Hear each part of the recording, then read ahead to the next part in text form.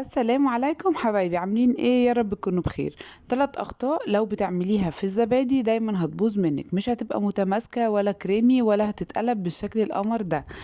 كمان لو حابة ان انت تعمليها في الفرن هقولك الطريقة، ولو حابة كمان ان انت تعمليها من غير فرن خالص وهتطلع متماسكة ومش هيطلع منها اي حليب. هقولك ايه الفرق ما بين ان انت لو عملتيها بره الفرن تتحط في علبة وان انت تسيبيها بره العلبة. هوريكي كل الاشكال باذن الله اخر الفيديو والتفاصيل كلها. اتمنى ان الفيديو بتاع النهاردة يعجبكم، بس ما تنسونيش بلايك واشتراك في القناة. انا هبة علي، يا رب الفيديو بتاع النهاردة يعجبكم. شايفين ما شاء الله الزبادي حلوة وقمر ازاي؟ اول طريقة الطريقة اللي بنحطها في الفرن، وهي بتبقى طريقة بسيطة جدا وسهلة وما فيهاش خطوات كتيرة. عبارة عن علبة زبادي صغيرة، وهنا بيكون فيه الخطأ الأول اللي الزبادي بتكون فيه طالعة من التلاجة على طول وبتبتدي تاخديها تستخدميها. أهم حاجة إنك تكوني مطلعة علبة الزبادي قبل بفترة تكون بدرجة حرارة الغرفة، وخصوصا في الشتاء لأن أصلا الجو بيبقى بارد. تاني حاجة هنبتدي نضيفها كمان على الزبادي هتكون عبارة عن كوباية من الحليب، وأهم حاجة إن الحليب ما يبقاش سخن جدا، يبقى بيطلع بخار كده. بس أهم حاجة إنك لما تحطي صبعك فيه تقدري تستحملي الحرارة لحد ما تعدي لحد 7، وتقلبي الحاجات دي كويس جدا مع بعض. ودرجة حرارة الحليب دي بيكون الخطأ التاني، ان الحليب يكون سخن جدا وتبتدي تنزلي بيه على الخميرة واللي هي الزبادي. يبقى الحليب اهم حاجة زي ما قلت لكم، درجة حرارته تقدري تستحمليها وتعدي لحد 7، وبعد كده تبتدي تنزلي بلتر ونص من الحليب على علبة الزبادي الصغيرة بدرجة حرارة الغرفة وتقلبيهم كويس جدا مع بعض. والتقليب ده مهم جدا لانه بيفرق في ان الزبادي تكون معاكي كريمي وتكون دايبة جدا وما يبقاش فيها تكتلات. فهنقلبهم كويس، ولو بتحبي الزبادي ما يبقاش زائع كده ومزز تقدري تحطي معلقتين من السكر. وهنقلب الحاجات دي كويس جدا مع بعض ونبتدي ننزل بيها في البرام. والبرام هيطلع معانا الزبادي حلو قوي لانه بنحطه في الفرن، بيكون الفرن دافي، بتكوني مشغلاه من قبلها على الاقل نص ساعه علشان يبقى فيه سخونيه كتير، ما يبقاش شغال 10 دقايق، بتبقى فتره قليله قوي. لان احنا خصوصا في الشتاء بيبقى الحليب بيبقى فيه كميه ميه زياده ما بتبقاش طالعه منه، فلو ما شغلناش الفرن شويه مش هتخلي معانا الزبادي كريمي، فدي حاجه مهمه جدا. ندخل بقى على الطريقه التانية واللي خطواتها طويله شويه، واللي هي ان انت تعملي الزبادي بره الفرن. ولكنها مش صعبة خالص، هي فيها كام خطوة بس هي مش صعبة خالص خالص خالص. يبقى هنعمل الزبادي من غير فرن ومن غير مكنة، وكمان هنعمله في العبوات البلاستيك زي ما بنشتريه من بره. اهم حاجة بنغلي اللبن اللي هنعمل منه الزبادي لحد ما يغلي معانا بالشكل ده، وبعد كده نبتدي نوطي النار خالص خالص، وهنبتدي نقلب فيها بالشكل اللي حضراتكم شايفينه. وده بيكون ليه؟ علشان خاطر نبخر السوائل اللي موجودة في الحليب، لان احنا مش بنشغله الفرن عشان يبخر السوائل اللي فيه. فهي دي الفكرة وهي دي التكة الوحيدة، والفرق ان انتي هتعمليها في الزبادي اللي من غير فرن. لو ما عملتيش الخطوة دي، وده الخطأ التالت، هتبوظ معاكي الزبادي وهتطلع مية، وهوريكم شكلها بيبقى عامل ازاي.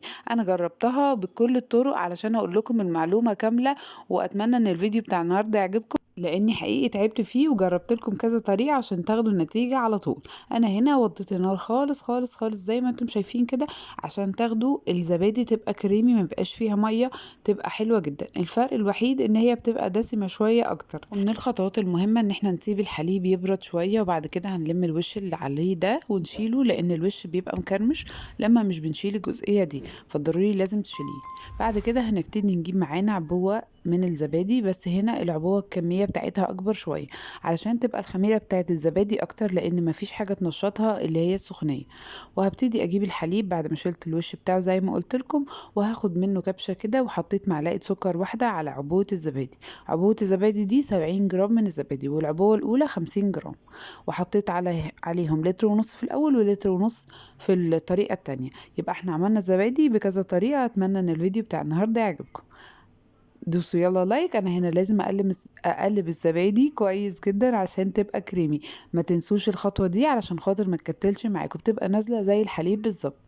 وهبتدي اقلب فيها واخد باقي الكميه اللي موجوده في الزبادي، وابتدي اقول لكم هنعمل ايه في التخزين بتاعتها وفي الطريقه بتاعت التسويه عشان الخميره تنشط.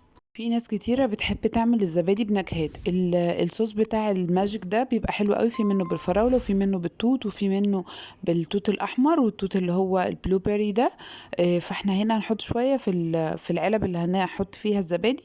بس تقدري ان انت تاخدي شوية وتخلطيهم على الزبادي نفسها مع الحليب كله مع الكمية، بيبقى نفس الطعم في كل الزبادي. بس انا مش بنحبها كده، بنحبها سادة اكتر، عشان كده قلت بس اوريكم الفكرة مش اكتر. هبتدي زي ما انتم شايفين كده، اظبط العلب معايا وارتبها وابتدي اخد من الحليب اللي حطينا عليه الخميره اللي هي الزبادي، وبعد كده نحطه في العبوات ونقدمها. هتشوفوا شكلها في التقديم.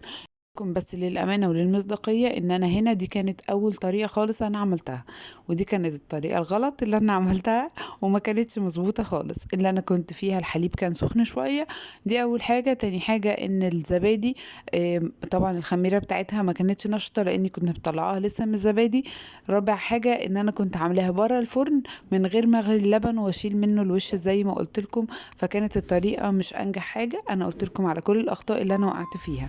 وفي حاجة أخيرة لازم تنتبهوا لها جدا جدا، العبوة اللي احنا بنحط فيها دي بتفرق خالص، لأن الحليب بيبقى دافي فبيدي سخونية جوه العلبة، غير لما بتسيبي العلب بتاعة الزبادي بره أو في الفرن كده أو على الرخامة من غير ما تدفيها أو تزودي عليها الكمية بتاعة السخونية.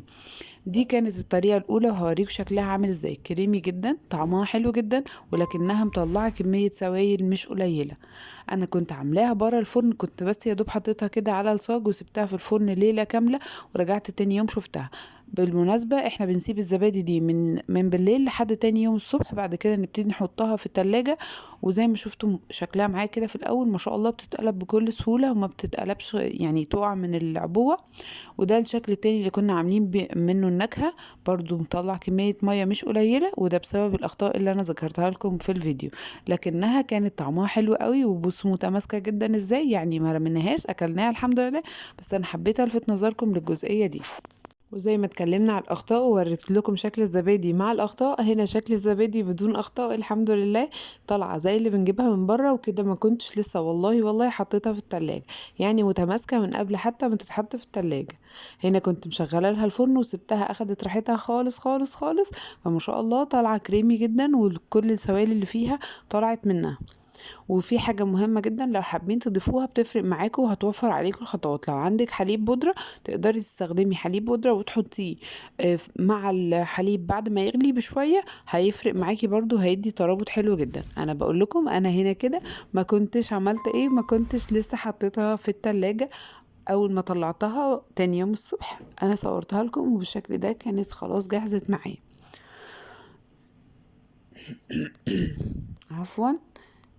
هوريكم بس شكلها من جوه عامل ازاي، وهي كمان لسه ما دخلتش التلاجة، مش مطلعة اي سوائل خالص خالص، وكريمي جدا، ما فيهاش تكتلات. بألف هنا وشفا. اتمنى تجربوها، طريقة سهلة واقتصادية هتعجبكم بإذن الله وتعجب اولادكم. كل سنة وحضراتكم طيبين، ويا رب بلغنا رمضان على خير وفي خير. مع السلامة.